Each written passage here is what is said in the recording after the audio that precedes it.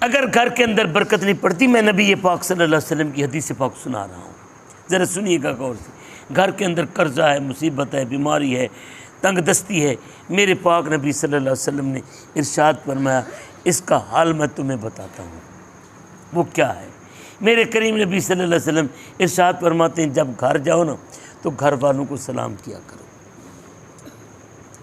گھر والوں کو کیا کیا کرو؟ سلام علیکم۔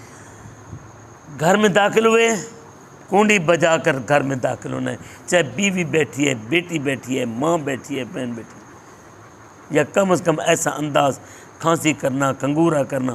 اللہ تعالیٰ میرے والد گرامی ان کی قبر کے اوپر کروڑوں رحمتوں کا نزول فرمائے، ان پڑھ تھے مگر علماء کی صحبت میں بیٹھنے والے تھے، علماء سے پیار بہت کرتے تھے۔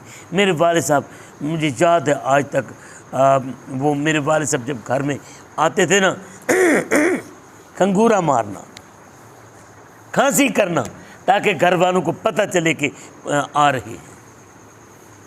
تو اسے استیزان، شریعت اسے استیزان کہتی ہے، شریعت استیزان۔